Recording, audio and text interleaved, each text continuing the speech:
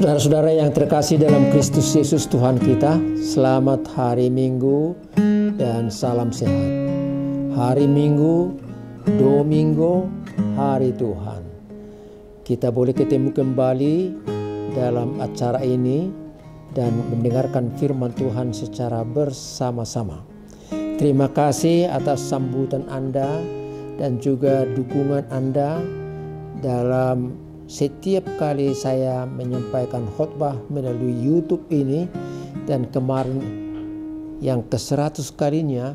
Terima kasih, Tuhan memberkati Anda sekalian. Doa saya semoga ada yang berbahagia, dikuatkan dan diberi sukacita tatkala mendengarkan firman Tuhan yang saya sampaikan. Tertulis dalam kitab Kejadian pasal 15 ayat yang pertama hingga yang ke-6. Demikian firman Tuhan dan saya bacakan untuk kita semua.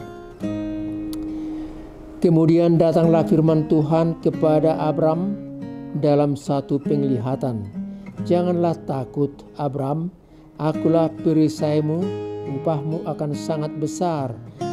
Abram menjawab, ya Tuhan Allah, apakah yang akan engkau berikan kepadaku, karena aku akan meninggal dengan tidak mempunyai anak, dan yang akan mewarisi rumahku ialah Eliezer orang Damsyik itu. Lagi kata Abram, engkau tidak memberikan kepadaku keturunan, sehingga seorang hambaku nanti menjadi ahli warisku. Tetapi datanglah firman Tuhan kepadanya, demikian, orang ini tidak akan menjadi ahli warismu, melainkan anak kandungmu, dialah yang akan menjadi ahli warismu. Lalu Tuhan membawa Abram keluar serta berfirman, coba lihat ke langit, hitunglah bintang-bintang jika engkau dapat menghitungnya. Maka firman-Nya kepadaku, demikianlah banyaknya nanti keturunanmu. Lalu percayalah Abram kepada Tuhan, maka Tuhan memperhitungkan hal itu kepadanya sebagai kebenaran. Sampai di situ peruntukan firman Tuhan untuk kita, saudara yang terkasih. Hari ini disebut Minggu Reminiscere.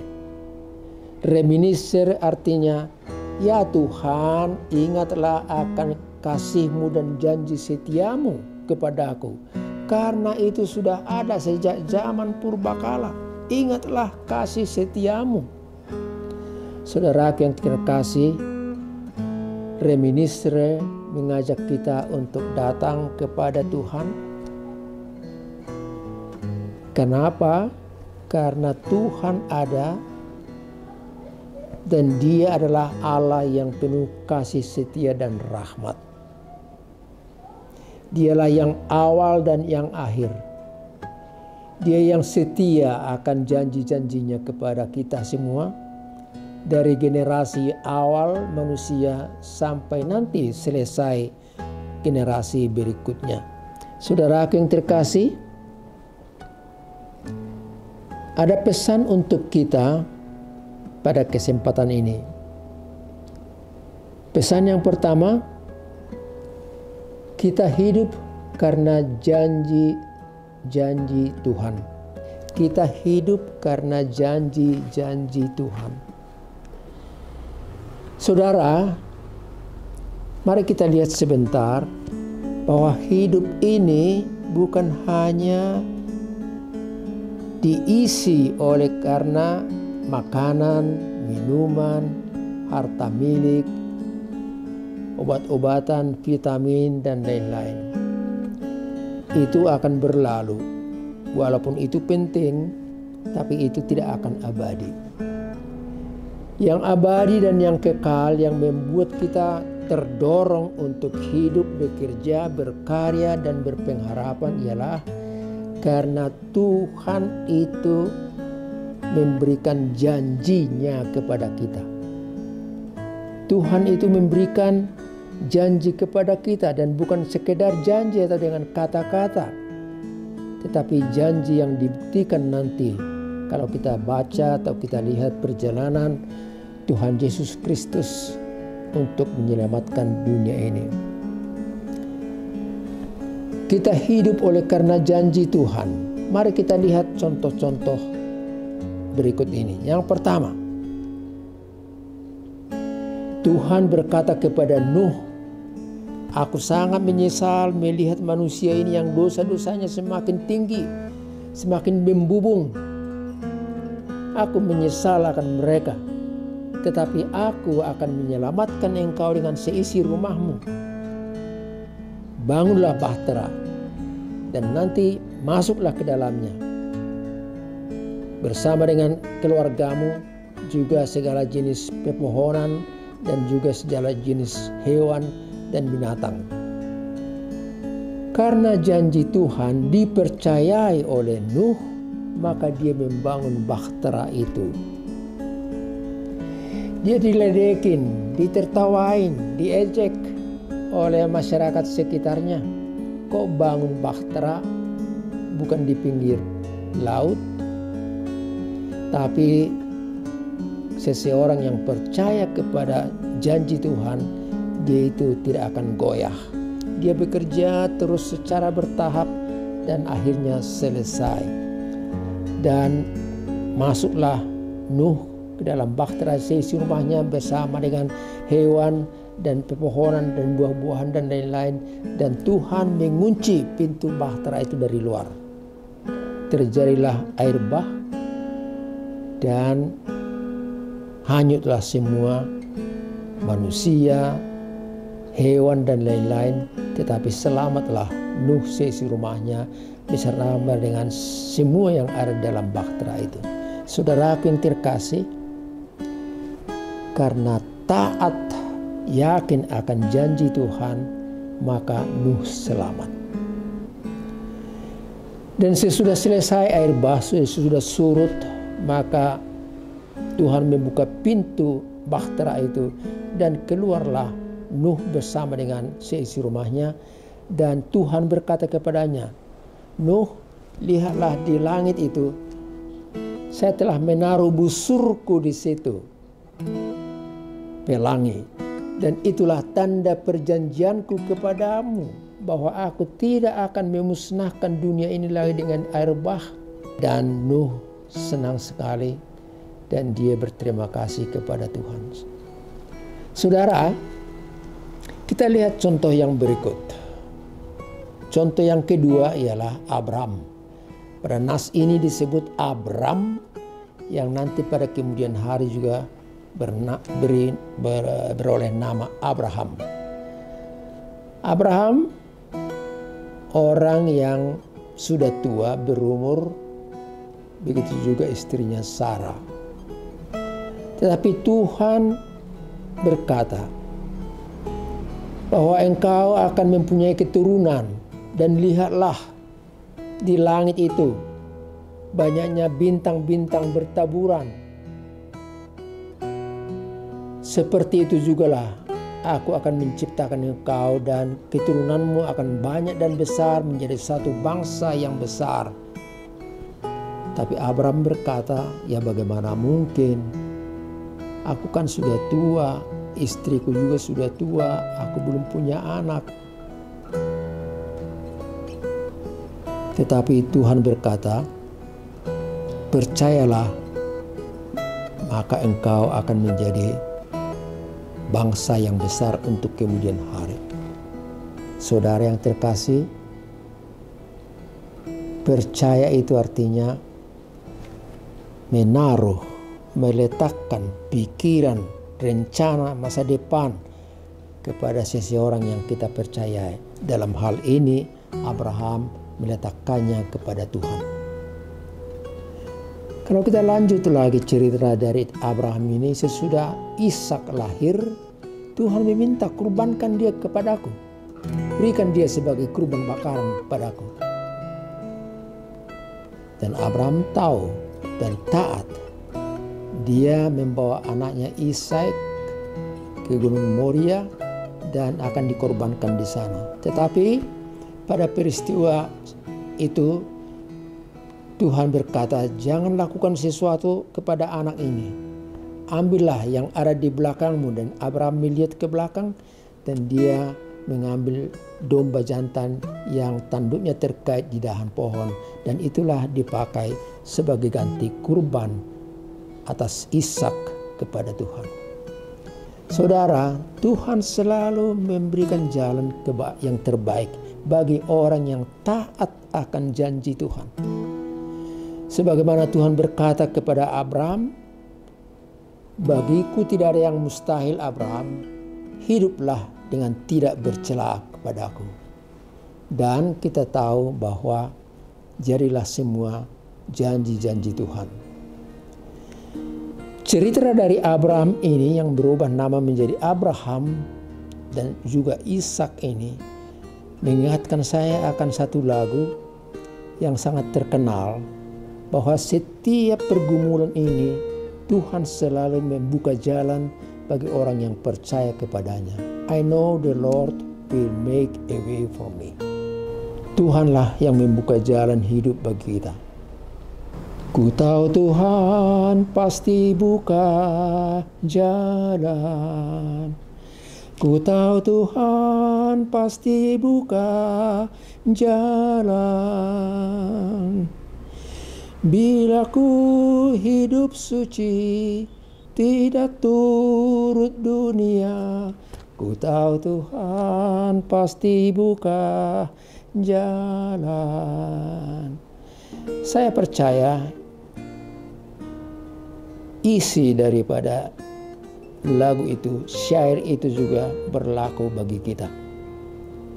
Siapa yang percaya kepada Tuhan, yang menjaga hidupnya tidak tercela, tetapi taat akan firman Tuhan, Tuhan akan membuka jalan yang sebelumnya tidak kita pikirkan, tapi terbukti dibukakan oleh Tuhan.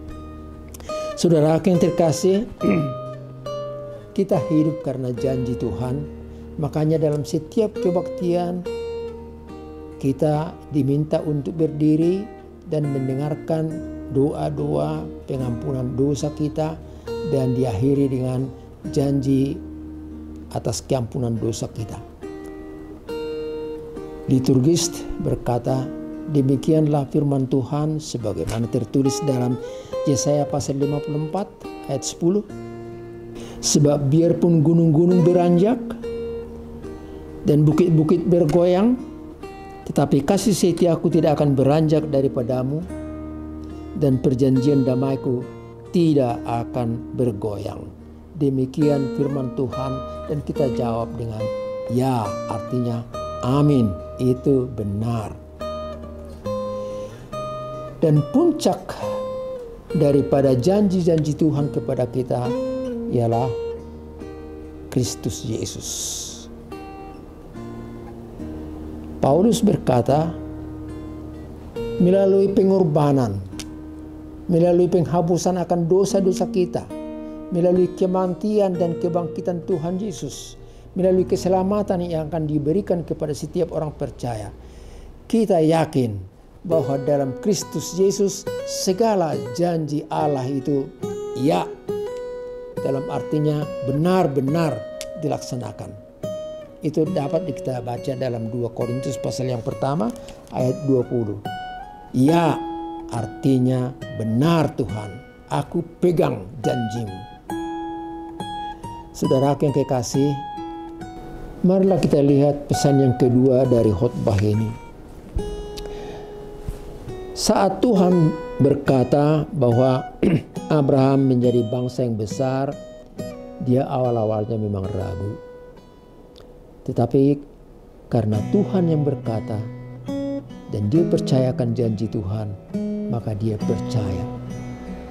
Dan atas kepercayaan seperti itu, Tuhan menepati janjinya melalui Abraham dan untuk keturunannya. Tuhan menolong seseorang yang ragu dalam hidup ini.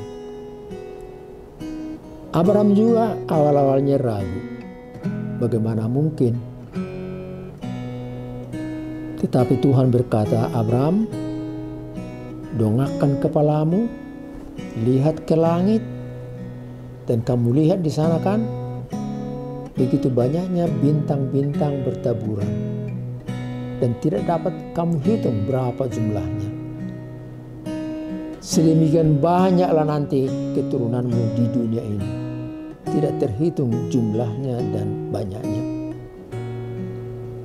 Saudaraku, artinya bagi kita, kalau kita menghadapi pergumulan, jangan selalu menundukkan kepala dan melihat hanya diri kita, seolah-olah kita seorang diri saja yang hidup di dunia ini. Seolah-olah kita yang hanya menghadapi segala pergumulan, persoalan, dan tantangan hidup ini. Dan kalau demikian halnya, kita akan kalah. Tetapi sebagaimana Tuhan berkata kepada Abraham, lihat ke atas, lihat ke langit. Renungan pada hari ini juga mau mengajak kita, lihat ke langit, lihat ke sorga. Di situ ada Tuhan, di situ ada Allah yang menjanjikan yang terbaik bagi hidupmu.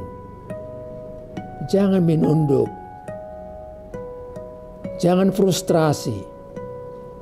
Ada Tuhan yang hidup, yang menolong kita dalam perjalanan hidup yang masih panjang ini. Saudaraku yang terkasih, Abraham yang percaya akan Tuhan menjadi berkat bagi manusia. Dan berkat itu juga berlaku bagi kita. Sedemikian Paulus berkata dalam Roma pasal 4 ayat 23 sampai 25. Janji-janji Tuhan itu berlaku untuk kita. Dan oleh karena itulah, setiap kita mendengarkan janji Tuhan, kita percaya, dan karena percaya kita menerima janji anugerah berkat dari Tuhan kita. Saudaraku yang terkasih, oleh karena itu serahkanlah hidupmu kepada Tuhan. Dalam Mazmur pasal 37 ayatnya yang pertama hingga yang kelima, saya simpulkan isinya saja. Di situ firman berkata kepada kita, serahkanlah hidupmu kepada Tuhan dan percayalah kepadanya. Hiduplah di negeri ini dengan baik dan lakukanlah yang baik. Jangan iri hati kalau kau melihat orang yang curang, seolah-olah bahagia dengan harta milik yang berlimpah. Mereka akan lisut seperti rumput. Tapi serahkanlah hidupmu, percayalah kepada Tuhan, maka Tuhan akan bertindak.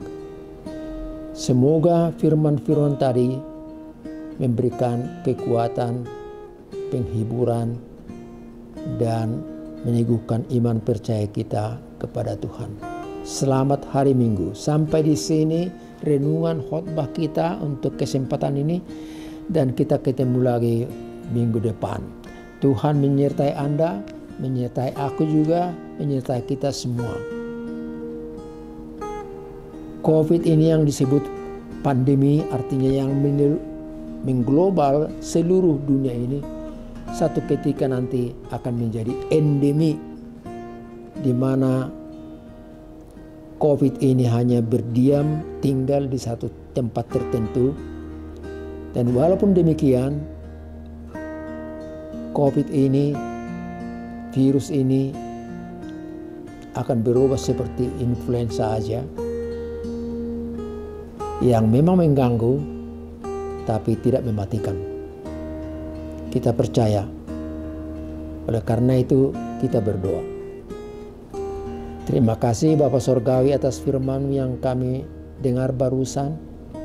Biarlah khotbah yang kami dengar, Tuhan memberikan penjelasan, masukan bagi kami semua, supaya kami menjadi anak-anak Tuhan yang percaya akan janji-janji Tuhan, dan juga sebagai orang yang percaya bahwa Engkau akan menggenapi janjimu kepada kami yang telah Tuhan buktikan dalam Kristus Yesus. Terima kasih Allah Bapa di sorga.